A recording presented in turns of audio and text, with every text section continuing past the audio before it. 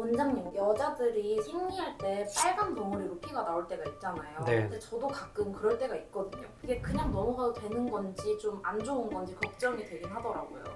덩어리혈이 일시적으로 나오는 현상이실 수도 있지만 이 덩어리혈이 자궁 질환이나 또는 기타 질환의 전조 증상일 수도 있습니다. 그래서 오늘은 내가 생리를 했을 때 어떤 증상이나 현상이 보이는지, 덩어리혈은 무엇이고 덩어리혈의 원인이 되는 질환은 무엇인지 같이 한번 자세히 알아보겠습니다.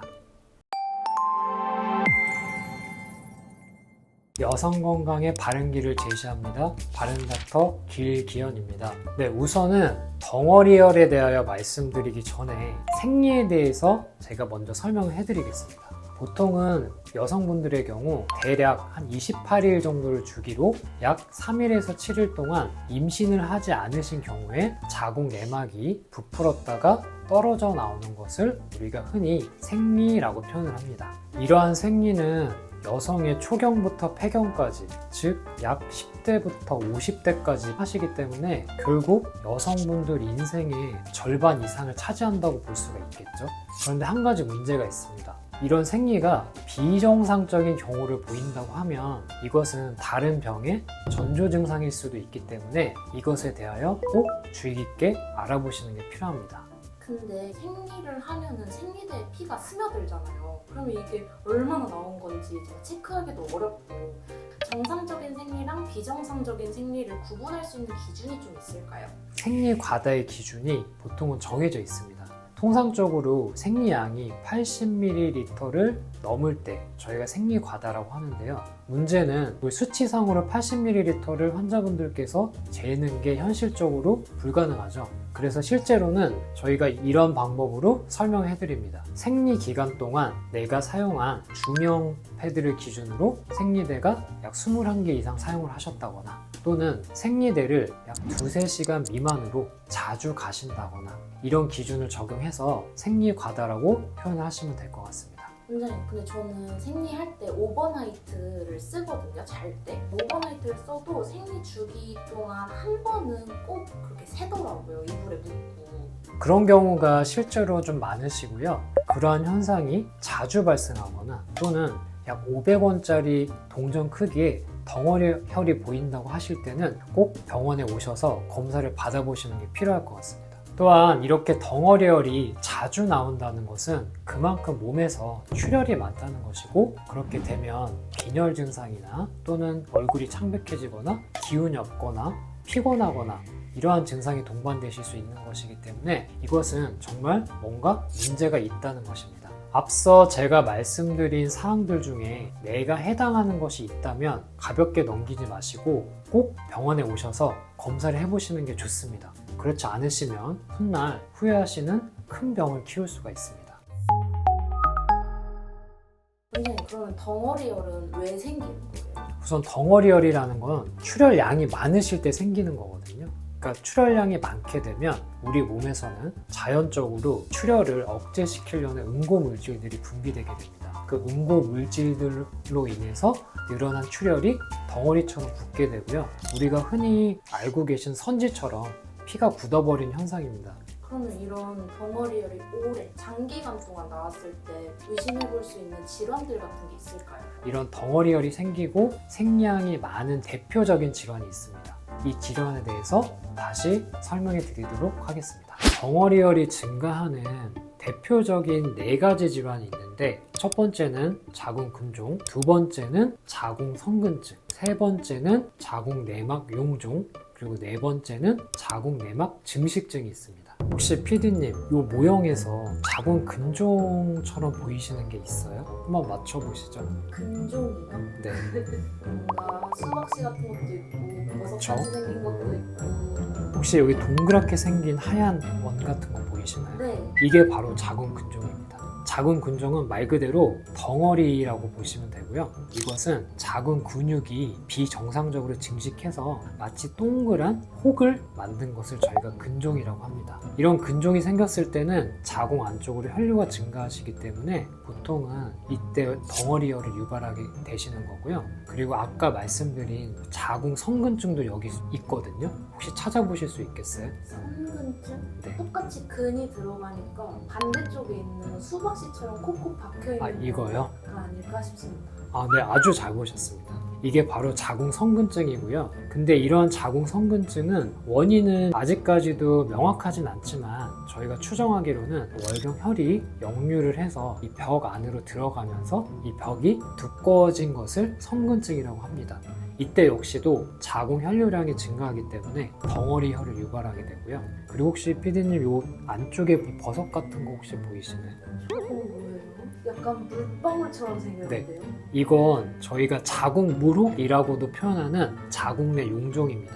말 그대로 월경혈이 나오는 내막 안쪽에 혹처럼 생긴 것이 있기 때문에 덩어리혈이나 또는 부정출혈을 유발하기도 합니다. 그리고 마지막으로 네 번째는 자궁 내막 증식증인데요.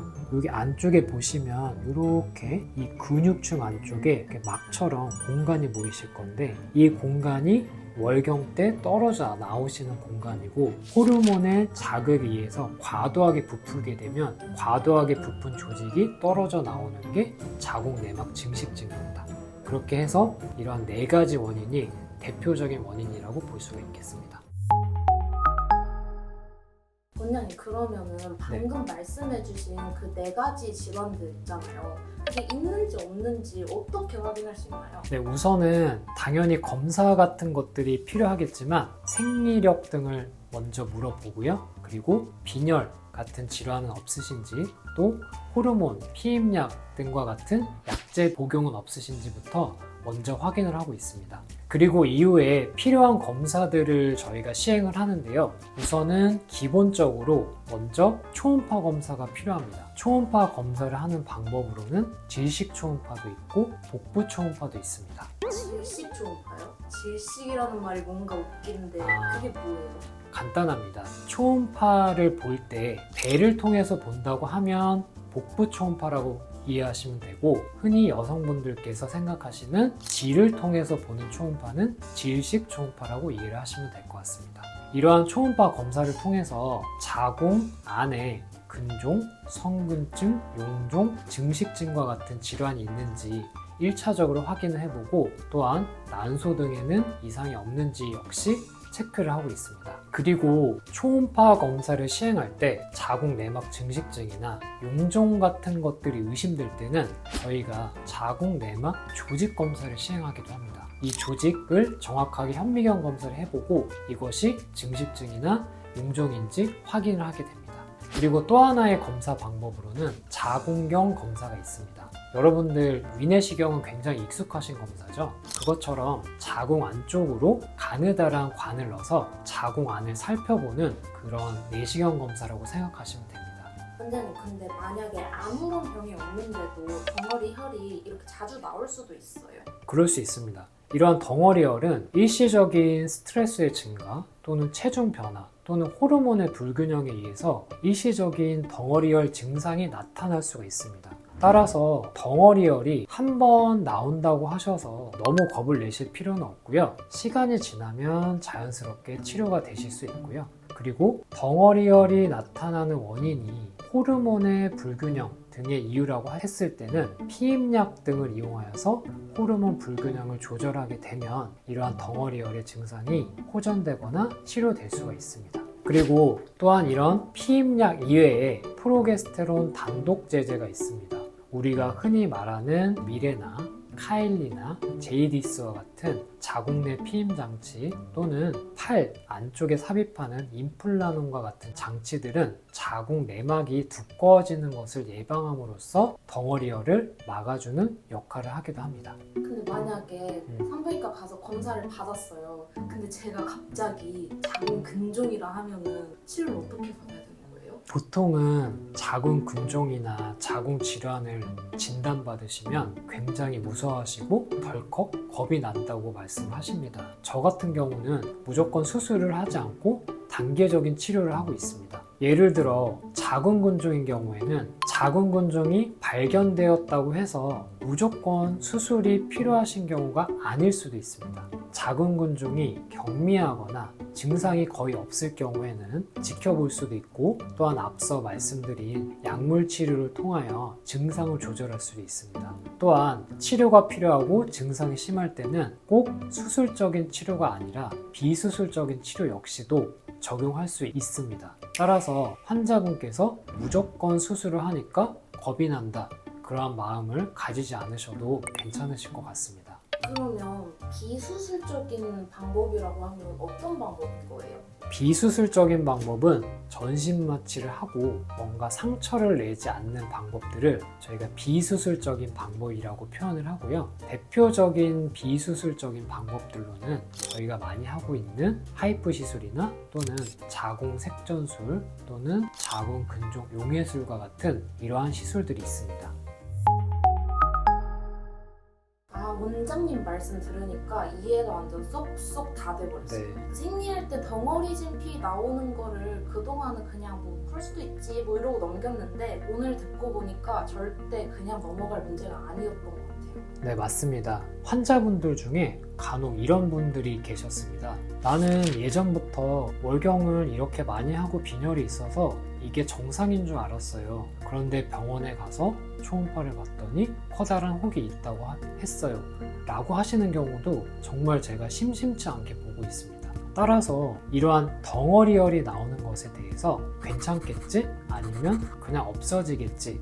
라고 하시는 것보다는 우리 몸이 보내는 이상 신호라고 생각하시고 꼭 체크를 해보시는 게 필요할 것 같습니다. 오늘 영상이 덩어리열로 고생하셨던 또는 고민이 있으셨던 여성분들에게 큰 도움이 되셨으면 좋겠습니다. 앞으로도 여성의 건강에 대하여 바른 길을 제시하겠습니다. 감사합니다. 지금까지 바른닥터 길기현이었습니다.